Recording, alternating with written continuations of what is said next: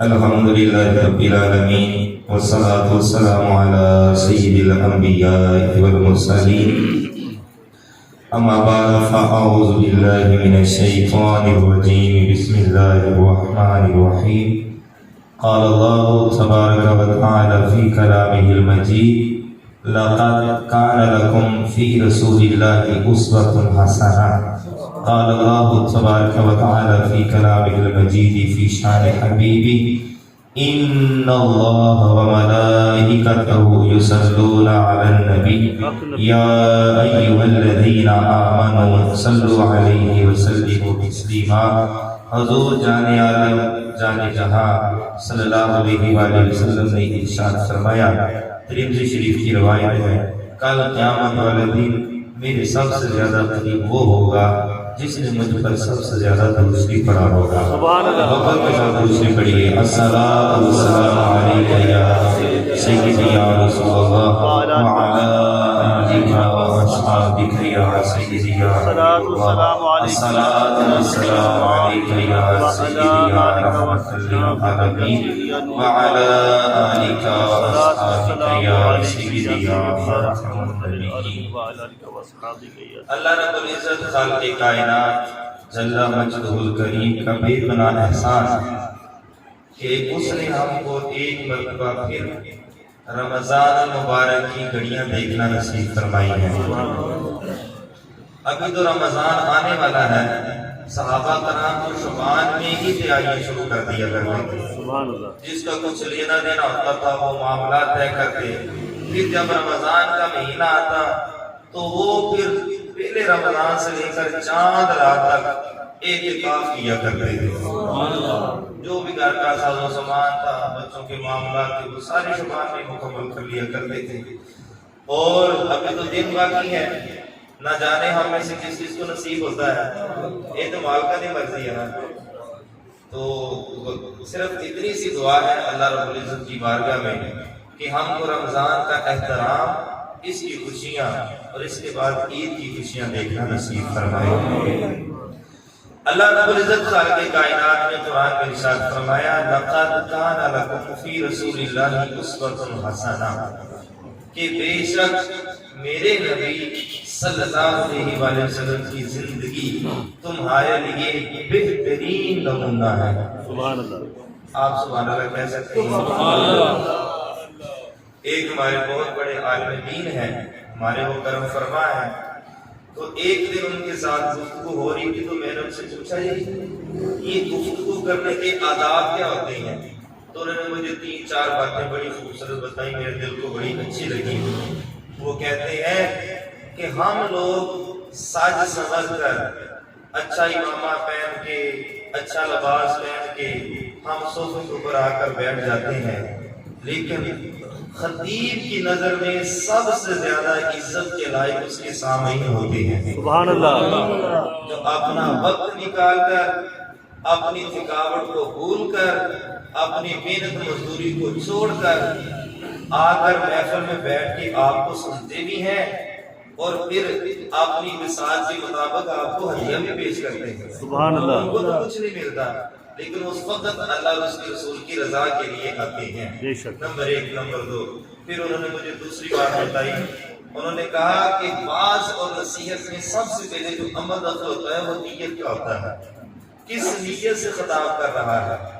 جب اس کی نیت اللہ اور اس کے رسول کی محبت کا پیغام عام پہنچانے کی ہوگی پھر اس کو اجر ملے گا، لیکن اگر میرے رسول کے اوپر بیٹھ کر لطیفے سنائے جائیں یا کہکہے لگائے جائیں اور لوگوں کو ہنسایا جائے تو عوام کے اندر کیا ممکن ہوگا؟ اور آج مسئلہ بھی یہی ہے نا کہ وہ کہتے ہیں نا کہ فلسفہ رہ گیا تلقین غزالی نہ رہی، فلسفہ رہ گیا تلقین غزالی نہ رہی۔ اصل مسئلہ یہی ہے۔ تیسری بات انہوں نے مجھے یہ کہی، وہ فرمانے لگے کہ کبھی بھی سامعین کو ذہنی طور پر ٹارچر نہیں کرنا چاہیے۔ مثلا یہ کہے بندہ کہ جنہوں اللہ نے زبان دی ہے دوسری پڑھے معاذ اللہ، یا یہ کہا جائے کہ ذرا جناب سینے دا زور لا کے جنی تواڈے تے جانا ذرا دوسری پڑھو، یا یہ کہا جائے جڑے جڑے عاشق بیٹھے دوسری پڑھو، یا یہ کہا جائے کہ جڑے جڑے ایمان والے بیٹھے دوسری پڑھو، یا یہ کہا جائے کہ جڑے جڑے حضور نو مانتے حضور دی آل نو مانتے دوسری پڑھو نہ۔ فرمایا جو آ کے بیٹھ گیا نا وہ سب کو مانتے ہیں۔ سبحان اللہ سبحان اللہ سبحان اللہ سبحان اللہ۔ بہت بڑی باتیں بتا رہا ہوں آپ کو کہ جو آگے ہیں وہ سب کو ہی مانتے ہیں۔ اور میرا یہ شروع سے انداز رہا ہے اللہ کے فضل و کرم سے، سادات کی نظر رحمت ہے، ان کا فیض ہے کہ میں جب اپنی گفتگو کا آغاز کرتا ہوں تو بعض ساتھ لوگ آغاز اس طرح کرتے ہیں میں نہایت ممنون ہوں، مشکور ہوں، فلاں کا اس نے مجھے دعوت دی، پھر میں یوں آیا پھر یوں آیا۔ میری یہ کوشش ہوتی ہے کہ اللہ تعالیٰ کی حمد کے بعد اس کے حبیب کے نام سے تقریر شروع کر دی جائے اور خطبے کو بھی طویل نہ کیا جائے، اور جن کا شکریہ ادا کرنا ہے مائنڈ پہ کر دیا جائے۔ اور پھر انہوں نے مجھے ایک اور بات بتائی، وہ کہنے لگے کہ جب 3-4 گھنٹے کی محفل نعت ہو نا تو جب خطیب مائک پکڑے تو اس کو نہیں چاہیے کہ وہ نعت شروع کر دے، اس کو نہیں، وہ گفتگو شروع کرے اور درمیان میں نعت کو لے آئے یا آخر میں لے آئے، اور فرماتے پھر نعت پڑھنے میں بے شمار حکمتیں بھی ہوتی ہیں، حکمتیں بھی ہوتی ہیں بے شمار۔ اللہ پاک ہم سب کو ان چیزوں کے اوپر عمل کرنے کی توفیق عطا فرمائے۔ جیسا میں نے آپ لوگوں کے سامنے قرآن مجید فرقان حمید کی آیت مقدسہ تلاوت کی کہ حضور علیہ السلام کی زندگی ہم سب کے لیے بہترین نمونہ ہے۔ سبحان اللہ۔ اور جس طرح قبلہ شاہ صاحب ابھی فرما رہے تھے کہ جن کی داڑھی نہیں ہے وہ رکھنے کی نیت کر لیں، اور جنہوں نے رکھ لی ہے وہ پوری کرنے کی نیت کر لیں۔ میں فقط اتنا کہوں گا کہ یہ وہ واحد سنت ہے کہ جس نے قبر میں بھی ساتھ جانا ہے، بس اتنا ہی کافی ہے۔ یہ واحد سنت ہے جس نے قبر میں بھی ساتھ جانا ہے۔ اور پھر دیکھیے اگر کسی کا رنگ گورا چھٹا ہوگا تو لوگ کہتے ہیں یار ادھر رنگ بڑا گورا ہے، اگر اس نے چہرے پہ داڑھی سجائی ہوگا نا پھر یہ نہیں کہا جاتا رنگ گورا، کہتے ہیں یار کتنا نور ہے، وہ حیت ہی بدل جاتی ہے، کہتے کتنا نور ہے۔ میری 94 کی پیدائش ہے، 26-27 سال میری عمر بنتی ہے، میری بڑی خواہش تھی کہ جوانی کے اندر ہی بزرگی آ جائے، تو اللہ تعالیٰ نے سفید والد عطا فرما دی ہے، الحمدللہ ثم الحمدللہ۔ تو انسان اور مرد کی خوبصورتی وہ کس میں ہے؟ داڑھی میں ہے۔ اور اس کے اوپر اتنا زیادہ زور اس لیے بھی ہم دیتے ہیں کہ لوگ اس بات کو غصہ کر دیتے ہیں، مولویوں کام ہی کوئی نہیں، کہتے داڑھی رکھ لو داڑھی رکھ لو، پھر کہتے ہیں جی داڑھی تو رکھ لیے تے ورنہ پھر وہ کام داڑھی والے نہیں ہوتے نا، اس وقت نہیں رکھتے۔ تو ہم نے کہا کہ جناب اگر شراب کی بوتل کے اوپر دودھ لکھ دیا جائے تو وہ دودھ نہیں بن جاتا، وہ شراب ہی رہتی ہے۔ کہ حضور علیہ السلام نے ارشاد فرمایا جب تم نے حیا نہ ہو جو مرضی کرو، کیا کرو جو مرضی کرو۔ اگر ہم اپنے معاشرے کی طرف غور کریں، ہم ہر دوسرے بندے کو دیکھتے ہیں کہ اس کے اندر بد عملیاں ہیں، بد نیتیاں ہیں، لیکن مسئلہ یہ ہے کہ ہم اپنے آپ کی طرف کیوں نہیں دیکھتے ہیں؟ سب سے پہلے تو اپنے اندر نگاہ ڈال کے دیکھنی چاہیے۔ نبی پاک صلی اللہ علیہ وآلہ وسلم نے ارشاد فرمایا المسلم من سلم المسلمون من لسانہ و یدہ، فرمایا مومن اور مسلمان وہ ہے جس کے ہاتھ اور زبان سے دوسرا مسلمان محفوظ رہے۔ سبحان اللہ۔ اور یہ حدیث سبحان اللہ کہنے کے لیے ضروری ہے، ہم کہہ سکتے ہیں آپ اس حدیث کے اندر ہمارے دین کا اکثر حصہ آ جاتا ہے کہ مسلمان وہ ہے کہ جس کی زبان اور ہاتھ سے دوسرا مسلمان محفوظ رہے۔ ہمارے زمانے کے اندر تلخیاں بڑھ گئی ہیں۔ میں صرف حضور علیہ السلام کی جو سیرت ہے اس کے اوپر گفتگو کروں گا۔ رمضان کی فضیلت افادیت اہمیت کی اوپر شاہ صاحب نے گفتگو فرما لی ہے، تو وہ بھی چاہتے ایک باتیں میں اس کے بارے میں بھی عرض کروں گا۔ ہمارے معاشرے میں تلخیاں بڑھ گئی، ایک دوسرے کو برداشت کرنا ناگوار گزر گیا، حسد کی آگ نے ہم کو لپیٹ لیا، جھوٹ، چغلی، غیبت، ریاکاری، ان چیزوں نے جو ہے وہ ہمارے اندر گھس گئی۔ حضور علیہ الصلوۃ والسلام نے ارشاد فرمایا کہ میں اپنی امت سے شرک کا خوف نہیں کرتا ہوں، یہ شرک نہیں کرے گی، ہاں البتہ دنیا کی محبت میں مبتلا ہو جائے گی۔ اور حضور نے پھر ارشاد فرمایا میں تمہارے گھروں میں فطروں کو بارش کے قطروں کی طرح برستا ہوا دیکھ رہا ہوں، اور پہلی امتوں کی بیماریاں تمہارے اندر آ گئی ہیں۔ یا رسول اللہ وہ کون سی ہیں؟ فرمایا وہ جھوٹ ہے، وہ غیبت ہے، وہ چغلی ہے، وہ بہتان ہے، وہ کسی کی عزت کو اچھالنا ہے۔ برداشت ختم ہو گئی۔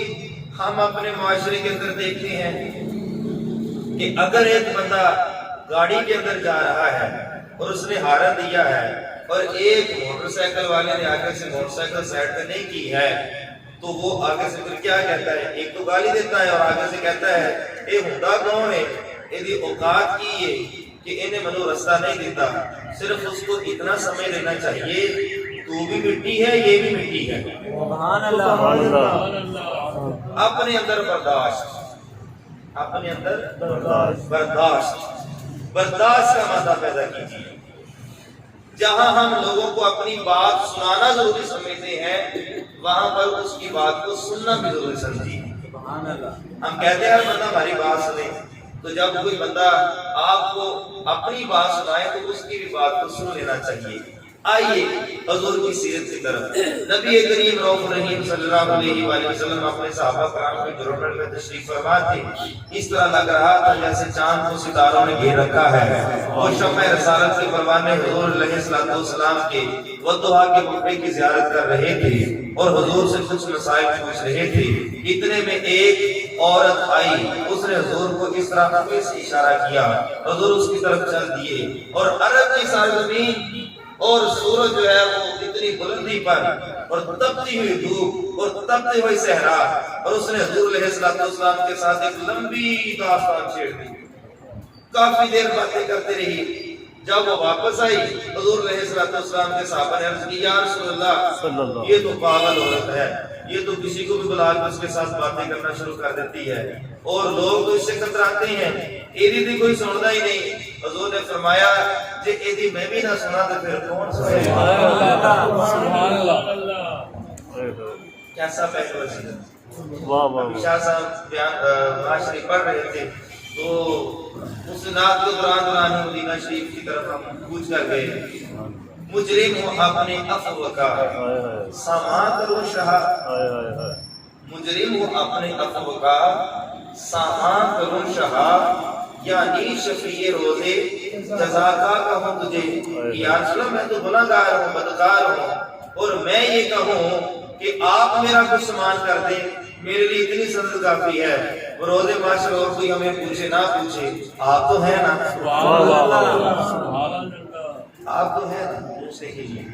چلیے پھر ایک اور حسین پہلو پہ، ابھی پچھلے دنوں ایک دن خراش واقعہ پیش آیا کہ ایک باپ نے اپنی معصوم سی بیٹی کو گولیاں مار دی، 7 دن کی بچی تھی، 5 اس نے گولیاں مار دی، اور اس طرح کے کئی واقعات یہ دوبارہ لوگ اس طرح کے کئی واقعات۔ اور پھر مارا کیوں؟ یہ لڑکی کو پیدا ہوئی ہے، لڑکا کیوں نہیں پیدا ہوا؟ وہ زمانہ جاہلیت کی رسم چلی آ رہی، اور ہم تو اللہ کا شکر ادا کرتے ہیں کہ وہ نوجوان دنیاوی تعلیم سے آراستہ تھا، میڈیکل کے شعبے سے وابستہ تھا، کہیں وہ مولوی نہیں تھا ورنہ لوگوں نے تماشا بنا لینا تھا۔ لیکن مسئلہ یہ ہے کہ یہ سوچ اس کے ذہن میں آئی کہاں سے؟ ایک واقعہ نہیں ہے، کئی واقعات ہیں۔ اس کی مین وجہ یہ ہے دین سے دوری، حضور کے فرامین سے دوری، حضور کی سیرت سے دوری، حضور کے جو کامل نمونہ حیثیت ہے اس سے دوری۔ کیوں؟ ایک یہ حدیث کافی ہے۔ حضور علیہ السلام نے ارشاد فرمایا لوگوں بیٹیوں سے پیار کیا کرو، میں بھی بیٹیوں والا ہوں۔ سبحان اللہ۔ اور پھر حضور علیہ السلام ان پر جلوہ فرماتے، حضور نے حدیث بیان کی دونوں حدیثوں کا مفہوم ایک جیسا استعمال کیجیے۔ حضور علیہ الصلوۃ والسلام نے ارشاد فرمایا کہ جو یتیم کی کفالت کرے، یتیم کی کفالت کرے اور اس کو اچھا لباس دے، اس کی تعلیم کا بندوبست کرے، اس کو اچھی رہائش دے، فرمایا وہ اور میں کل قیامت والے دن، حضور علیہ الصلوۃ والسلام نے اپنی دو پیر سے پوری ہوئی اس طرح فرمایا وہ اور میں ایسے ہوں گے۔ یہ بھی گل سبحان اللہ کہندی ہے، سبحان اللہ، فرمایا وہ اور میں ایسے ہوں گے۔ اب آپ نے توجہ ادھر رکھنی ہے، فرمایا لیکن جو دو بیٹیوں کی پرورش کرے، ان کو اچھا کھلائے پلائے، ان کی اچھی جگہ رشتے کرے، ان کی تعلیم کا خیال رکھے، فرمایا وہ اور میں ایسے نہیں ایسے ہوں گے۔ سبحان اللہ، سبحان اللہ کہیے ذرا، سبحان اللہ، سبحان اللہ کہیے ذرا۔ سبحان اللہ، اور حضور کی لفظ جگر سیدہ طیبہ طاہرہ کریمہ عظیمہ مخدومہ صابرہ شاکرہ طیبہ مطیبہ عطیبہ مومنہ صالحہ راکعہ ساجدہ سیدۃ النساء العالمین سیدہ بطول زہرا سلام اللہ علیہا۔ حضور علیہ الصلوۃ والسلام کل جہان کے مالک ہیں اور آپ کو مالک حاکم الحاکمین نے بنایا ہے۔ میں تو مالک ہی کہوں گا کہ وہ مالک حبیب یعنی محبوب و محب میں نہیں میرا تیرا۔ واہ واہ واہ واہ، فرش والے تیری شوکت کا علو کیا جانے، اس روا عرش پہ اڑتا ہے پھریرا تیرا۔ اور پھر اگلے شاہ صاحب نے پڑھا سرور کہوں کہ مالک و مولا کہوں تجھے، باغ خلیل کا گلے زیبا کہوں تجھے، تیرے تو وصف عیب تناہی سے ہے بری، حیران ہوں میرے شاہ میں کیا کروں تجھے۔ شان یہ ہے لیکن بیٹی کی عزت کر کے بتایا کس طرح۔ حدیث شریف ہے کہ بخاری کی، مفہوم عرض کر رہا ہوں کہ جب سیدہ پاک آتی تھی تو حضور علیہ الصلوۃ والسلام کھڑے ہو جایا کرتے تھے۔ سبحان اللہ، حضور، اور ہم نے اپنی زندگی میں یہ بڑے تجربات دیکھے ہیں۔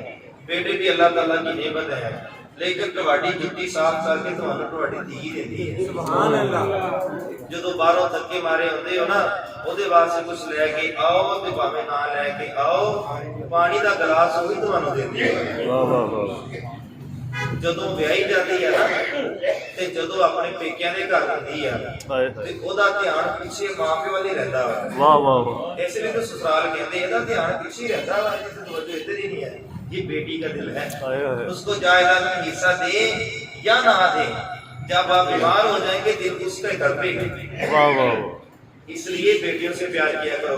یہاں بھی حضور کے حدیث سناتا چلو، حضور علیہ الصلوۃ والسلام نے ارشاد فرمایا جب تم اپنے گھر میں جاؤ تو کچھ نہ کچھ اپنے بچوں کے لیے لے کر جاؤ، چاہے جھولی میں پتھر ہی ڈال کر کیوں نہ لے جاؤ، کچھ نہ کچھ لے کر جاؤ۔ پتھر کی مثال دی حضور نے، اور پھر فرمایا کہ چیز دیتے وقت، کوئی بھی شے دیتے وقت بیٹیوں سے پہل کرو۔ سبحان اللہ، سبحان اللہ، سبحان اللہ، کس سے پہل کرو؟ بیٹیوں۔ اور اس کی ایک ترتیب ہے، پہلے بچے اور بچوں میں کیا؟ بیٹیاں۔ بیٹیوں سے کیا کیا کرو؟ ابتدا کیا کرو۔ اور پھر حضور علیہ الصلوۃ والسلام نے ارشاد فرمایا یہ بیٹیاں کل قیامت والے دن تمہارے اور جہنم کے درمیان میں آڑ بن جائیں گی۔ اللہ، سبحان اللہ، سبحان اللہ، پھر کہیے سبحان اللہ، سبحان اللہ، یہ آڑ بن جائیں گی۔ اچھا چلیے آگے، حضور کی سیرت کیا ہے پھر سنیے ذرا، سماعت کیجیے۔ پھر ابھی ایک اور دل خراش واقعہ پیش آیا۔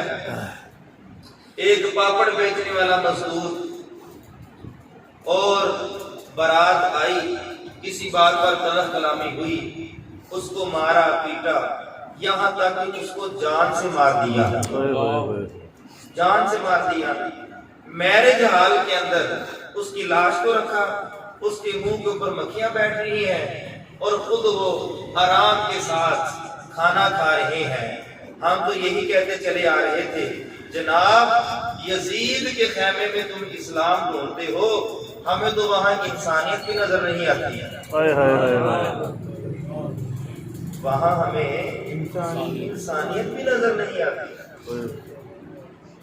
اسلام اور ایمان تو دور کی بات ہے، تو کیا ہمارا کردار حسینی ہے یا یزیدی ہے؟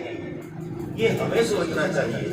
اپنے اندر برداشت کا وعدہ پیدا کیجیے، برداشت کا وعدہ. اللہ پاک نے مجھے بیٹی عطا فرمائی، میں نے اس کا نام کنیز زہرا رکھا. سبحان اللہ. واہ واہ. اس پر بھی سبحان اللہ بنتی ہے. سبحان اللہ. جو صدقہ سیدہ نادر ہے، سبحان اللہ. بیٹا کا نام میرے حمدہ رکھا. واہ واہ واہ. جو صدقہ جو نام ہمارا. بے شک. تو وہ بیٹی کی خوشی کے لیے محفل کروانی تھی گھر کے اندر عورتوں کی، اور ہم عورتوں کی محفل میں بھی شریعت کا لحاظ رکھتے ہیں. باپ کرتا ہو، مائک کے بغیر ہو، آواز جو ہے وہ گھر سے باہر نہ جائے. سبحان اللہ. تو یقین جانے مجھے یہ دیکھ کر اتنا افسوس ہوا، اتنا افسوس ہوا کہ یہ سمندری روڈ، وہ ستیانہ روڈ، وہ جنگ روڈ، اور دن تھا منگل یا بدھ کا دن تھا، اور یہ آپ کا یہ شالیمار سے لے کر وہاں تک سب نے بڑا گوشت کیا ہوا تھا. کٹا کسے تو نہیں سی ہے گا، کٹا گئے کے بیچ رہے سی. تو یہاں انہوں نے بحث کی ہوئی تھی، تو یہاں انہوں نے بچی کی ہوئی تھی. ہم نے کہا کہ جب اس کے حلال کا لقمہ ہی اندر نہیں جانا، جب جھوٹ بول کے چیز کو فروخت کرنا ہے تو پھر اس میں برکت کہاں سے آئے گی؟ صحیح بات. کہاں سے برکت آئے گی؟ بے شک. رمضان کا مہینہ آنے والا ہے، میں آپ سے گزارش کروں گا، اللہ رسول کا واسطہ ہے. حضرت امام اعظم ابو حنیفہ رحمہ اللہ تعالیٰ خود کے غلام ہے نا. حضرت امام اعظم ابو حنیفہ نے، کیونکہ آپ کپڑے کا کام کرتے تھے، تو آپ نے وہ جو آپ کے ساتھ شراکت دار تھا اس کو کہا، تو اس کو آپ نے کہا، اس نے کہا جی آپ یہ کپڑا لے جائیں، لیکن یہ ایک تھان ہے، اس میں یہ عیب ہے، یہ بتا کے بیچنا ہے. تو اس نے ویسے بھیج دیا. منافع ہوا جب آیا، آپ نے کہا تو نے بتایا نہیں تھا؟ کہا نہیں بتایا. فرمایا اس کا ایک بھی روپیہ ہمارے لیے استعمال کرنا جائز نہیں ہے، سارے کا سارا پیسہ اب صدقہ کر دیا جائے گا. آپ میں سے اگر کوئی دکاندار ہے، دیکھیں ہم محلے میں ہمارا کام ہے آپ کی اصلاح کرنا، اور اس سے پہلے ہم نے اپنی اصلاح بھی کرنی ہے. اگر آپ میں سے کوئی ایماندار ہے، اس کو تنقید مت سمجھیے گا، اور نہ ہی ہماری تنقید کرنے کا ذہن ہے. تھوڑا کما لیجئے گا، تھوڑا منافع کما لیجئے گا، لیکن چیز کو جائز کر کے بیچیے گا، اللہ تعالیٰ اس میں برکت عطا فرمائے گا. برکت کیا ہوتی ہے یہ بھی سماعت کیجیے. برکت کس کو کہتے ہیں؟ حضرت ابراہیم بن ادم سے کسی نے پوچھا کہ یہ برکت کیا ہوتی ہے؟ میں تو برکت کو نہیں مانتا. تو حضرت باپیاں دیا گلا بڑھیا ہوتی ہیں. ایک بزرگ ہے تو ہلیت الاولیاء کے اندر وہ روزانہ اپنا شیشہ دیکھا کرتے تھے. ہم تو اپنا شیشہ دیکھتے ہیں کہ ہمارا چہرہ ٹھیک ہے، ہماری داڑھی ٹھیک ہے، امامہ ٹھیک ہے، ویسے تو ٹھیک ہے، سرما آنکھوں میں ڈالا ہوا کہ نہیں ڈالا ہوا، ہم یہ چیزیں دیکھتے ہیں. تو کسی نے پوچھا کہ حضور آپ شیشہ کیوں دیکھتے ہیں؟ وہ کہنے لگے اس لیے دیکھتا ہوں کہ کہیں گناہوں کے سبب میرا رنگ تو نہیں سیاہ ہو گیا. اور پھر فوراً سجدے میں گر جاتے اور کہتے ہیں مولا تیرا لاکھ لاکھ شکر ہے، تو سانو اپنا حبیب عطا فرمایا. جی تیرا حبیب نہ ہوتا ساڈے تے چہرے بگڑ جانے سی. حضرت ابراہیم بن ادم سے کسی نے پوچھا یہ برکت کیا ہے؟ آپ نے فرمایا اپنی مثال دی. سنیے گا ذرا. آپ نے کہا دیکھیے یہ جو بکری ہے، بکری ایک طرف بکری ہے اور ایک طرف کتیا ہے. تو کتیا جو ہے وہ بچے بھی زیادہ دیتی ہے، اور بکری جو ہے وہ اس کے مقابلے میں بچے بھی کم دیتی ہے. اور یہ جو کتیا ہے اس کو ذبح بھی نہیں کیا جاتا، اس کو حلال بھی نہیں کیا جاتا، اس کی قربانی بھی نہیں دی جاتی، لیکن اس کے باوجود بکری کو ذبح بھی کیا جاتا ہے، اس کی قربانی بھی کی جاتی ہے، اس کو قربانی کے علاوہ عام دنوں میں بھی ذبح کیا جاتا ہے.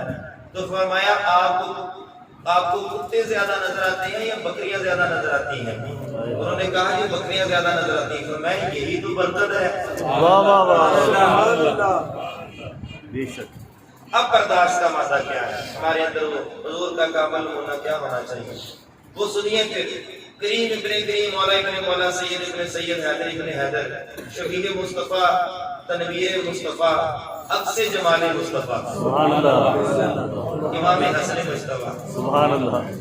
اہل بیت کو مانو، اہل بیت کی بھی مانو. سبحان اللہ. بار لگی ذرا. سبحان اللہ. ان کی بھی مانو. اب سنیے ذرا. آپ نے کسی کی دعوت کی، دو صحابہ کی، غلام جو تھا وہ سالن لے کر آیا اور وہ سالن آپ کے کپڑوں کے اوپر گر گیا، تو اب وہ جو غلام تھا اس کے چہرے کے اوپر رنگت تبدیل ہوگی، چہرے کے اوپر کپکپاہٹ ہوگی، کیا پتہ نہیں میرے ساتھ کیا سلوک ہوگا، لیکن وہ جانتے تھے کہ یہ غریبوں کی اولاد ہے۔ سبحان اللہ، واہ واہ، انہوں نے قرآن پڑھا۔ یہ تو پتہ چلیا جڑے اہل بیت دے نوکر ہوندے نا انہاں نوں قرآن ہی ہوندا۔ سبحان اللہ، یہ بھی گل سبحان اللہ کہندی ہے۔ سبحان اللہ۔ جو اہل بیت کے نوکر ہوتے ہیں ان کو قرآن یاد ہوتا ہے، اور ان قرآن کیا ہے، والکاظمین الغیظ، غصے کو پی جانے والے۔ سبحان اللہ، تو آگے سے امام حسن نے کہا میں پی گیا، سبحان اللہ، فرمایا میں پی گیا، پھر فرمایا عافیت کرنے والے ہیں، تو آپ نے کہا ٹھیک ہے میں نے تجھے معاف کر دیا۔ پھر اس نے اگلا حصہ فرمایا یحب المحسنین، احسان کرنے والے ہیں، فرمایا جا ہم نے تجھے آزاد کر دی۔ سبحان اللہ، البدایہ و النہایہ کے اندر امام زین العابدین کے متعلق انہوں نے دعوت کی، تو ان کا ایک چھوٹا بچہ تھا، ان کا نام انہوں نے ذکر کیا، ابھی چھوٹا بچہ تھا امام زین العابدین کا سیدنا سجاد۔ تو عرب کے اندر یہ ہوتا ہے کہ جب دعوت کی جاتی ہے تو وہ جو بکرا ہوتا ہے نا اس کو دو حصے کیے جاتے ہیں، پھر اس کو سیخوں کے اوپر چڑھایا جاتا ہے، یا مرغا ہوتا ہے اس کو سیخوں کے اوپر چڑھایا جاتا ہے، تو وہ لے کر آ رہے تھے تو گرم سیخیں تھیں، تو وہ اس بچے کے اوپر وہ گوشت گر گیا، اس وجہ سے وہ جو شہزادہ تھا اس کا وصال ہو گیا۔ امام زین العابدین کو کسی نے آ کر بتایا، تو آپ جب تشریف لے کر آئے تو آپ نے اس کی طرف دیکھا، اب جیسے امام کے قدم بڑھ رہے تھے، جیسے امام کے قدم بڑھ رہے تھے، غلام کو اپنی موت کا پروانہ یاد آ رہا تھا، کیا پتہ نہیں میرے ساتھ کیا ہوگا، لیکن سیدنا سجاد امام زین العابدین جیسے ہی آگے بڑھے تو اس کو کہا کہ بیٹھو، وہ بیٹھ گیا، آپ نے اس کو ٹھنڈا شربت دیا، اس نے ٹھنڈا شربت پیا، تو آپ نے کہا انا للہ و انا الیہ راجعون، اللہ اکبر، میں تیرا کوئی قصور نہیں ہے، ہائے ہائے، مالکہ نہیں مرضی، واہ واہ، تو اپنے اندر کیا پیدا کرنا ہے ہم نے؟ برداشت، بولیے کیا پیدا کرنا ہے؟ برداشت۔ رمضان کا مہینہ آنے والا ہے، صرف 2 منٹ رہ گئے میرے پاس، رمضان کا مہینہ آنے والا ہے، اپنے آپ کو عبادت میں مصروف کیجئے، تسبیحات کیجئے، 2 چیزوں کی کثرت کیجئے، ایک تو درود شریف کی سبحان اللہ، اور دوسرا استغفار کی۔ سبحان اللہ، اور حضور علیہ السلام نے ارشاد فرمایا جو بندہ کثرت سے استغفار کرتا ہے اللہ تعالیٰ اس کے گناہوں کو مٹا دیتا ہے، چاہے وہ سمندر کی جھاگ کے برابر ہی کیوں نہ ہو۔ دوسرا مرحلہ کہ رمضان کے مہینے میں سخی بنیے، سخاوت کیجئے، زکوٰۃ کو ادا کیجئے، اور زکوٰۃ کو ادا کرتے وقت بتانا بھی ضروری نہیں ہے کہ میں یہ زکوٰۃ دے رہا ہوں، اپنے رشتہ داروں کو ملحوظ خاطر رکھیے، اپنے گلی محلے والوں کو ملحوظ خاطر رکھیے، اور پھر زکوٰۃ دیتے وقت یہ تصویریں بنانا، اور یہ تو ریاکاری آ جاتی ہے نا، تصویریں بنانا اور پھر اس کو فیس بک کے اوپر ڈالنا، اور پھر مولانا گوگل اور مولانا یوٹیوب سے رہنمائی حاصل کرنا، اس کو چھوڑ دیجئے، بند کمرے کے اندر بیٹھ کر سخاوت کیجئے، کسی غریب یتیم بیوہ مسکین کا بھلا کیجئے، عرشوں کا مالک آپ کو کبھی رسوا نہیں ہونے دے گا۔ صدقہ کیجئے اور حضور علیہ السلام کی سنت کے مطابق کیجئے۔ حضور فرماتے ہیں کہ دائیں ہاتھ سے صدقہ کرو بائیں کو پتہ نہ ہو۔ زکوٰۃ ماں باپ کو نہیں دے سکتے، یا ماں باپ اولاد کو نہیں دے سکتی، بہن بھائیوں کو زکوٰۃ دے سکتے ہیں۔ زکوٰۃ جب اپنی نکالیے ورنہ اس کے بڑے نقصان ہوتے ہیں، کاروبار میں خسارہ ہو جاتا ہے، فصلیں گر جاتی ہیں، چوریاں ہو جاتی ہیں، کیونکہ یہ محل ہوتی ہے جو مال کی نکلنی ہوتی ہے تو اس میں یہ برکت آ جاتی ہے۔ آخری بات خدا سماعت فرمائیے، وہ یہ ہے کہ اس رمضان مبارک کے مہینے میں نیت کیجئے کہ کم از کم ایک قرآن پاک، کم از کم ایک قرآن پاک نیت کر لیجیے، نیت کا بھی ثواب ہوتا ہے۔ انشاءاللہ۔ اگر اللہ پاک نے توفیق عطا فرمائی تو 10 دن کا اعتکاف انشاءاللہ وہ بھی ہم کریں گے۔ پھر آگے ایک اور نیت کر لیجیے، اور یہ جو پروگرام ہوتے ہیں نا ہم جس کے قائل نہیں ہیں، سیدھی سی بات ہے، یہ بوفے چلتے ہیں، افطار پارٹیاں چلتی ہیں، اور وہاں پر کہتے ہیں ٹائم ہویا کہ نہیں ہویا، سب تو بہت کالی ہوتی جنہیں روزہ نہیں رکھا ہوتا۔ ان افطار پارٹیوں سے باہر نکلیے۔ مثال کے طور پر یہ جو افطار پارٹی آپ کریں گے تو 50-100 بندے کی، تو اس کے اوپر کتنا خرچہ آ جائے گا؟ کہہ لیجیے 50,000 روپیہ خرچہ آ جائے گا۔ اس کے راشن پیکٹ بنائیے اور جو روزے رکھتے ہیں ان کے گھروں میں پہنچائیے۔ یہی ہمارا دین ہے۔ ریاکاری سے بچ جائیے۔ باقی مال کے قریب جو ہے وہ عمل کرنے کی توفیق عطا فرمائے۔ اور آخری بات اور آخری نصیحت وہ یہ ہے کہ جس وقت عید کا دور نزدیک آئے تو اپنے گلی محلے کے اندر یتیموں کو، خصوصاً بیواؤں کو ڈھونڈیے اور ان کو عید بیلٹ کے اندر عیدی ڈال کر حسب توفیق 500 عیدی ڈال کے ان کو سوٹ وغیرہ لے کر دیجیے، اور ان کو کہیے کہ یہ آپ کے لیے عیدی ہے۔ سبحان اللہ۔ آپ کے لیے کیا ہے؟ صلہ کیا ملے گا؟